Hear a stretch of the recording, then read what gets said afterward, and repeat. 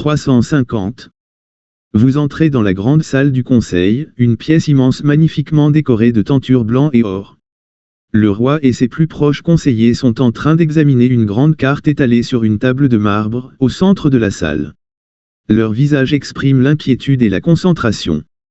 Lorsque vous faites le récit de la mort de vos compagnons et des périls que vous avez dû affronter pour atteindre la citadelle, tout le monde vous écoute en silence sans jamais vous interrompre. Enfin, quand vous en avez terminé, le roi s'approche de vous et prend votre main droite dans la sienne.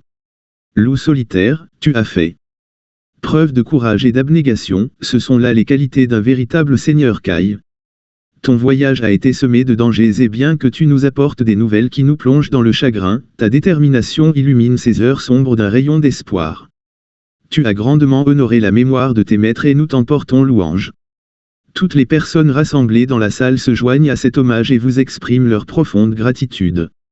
Devant tant d'honneur, vous ne pouvez vous empêcher de rougir. Le roi alors lève la main et tout le monde fait silence.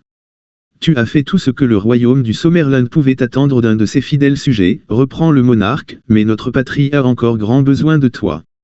Les maîtres des ténèbres ont, en effet, retrouvé leur puissance, et leur ambition ne connaît plus de bornes. Notre seul espoir de les repousser se trouve désormais au royaume de Derun. C'est là que repose l'instrument de la puissance qui les a vaincus. Autrefois, loup solitaire, tu es le dernier des seigneurs Kai et tu possèdes la science que t'ont enseigné tes maîtres. Iras-tu à Derun pour y chercher le glaive de sommet, l'épée du soleil? Seul ce dos des dieux nous permettra d'écraser l'ennemi et de sauver le royaume. Si vous acceptez de partir en quête du glaive de sommet, vous pourrez le faire en vivant l'aventure que vous propose le deuxième volume de la série du loup solitaire. La traversée infernale.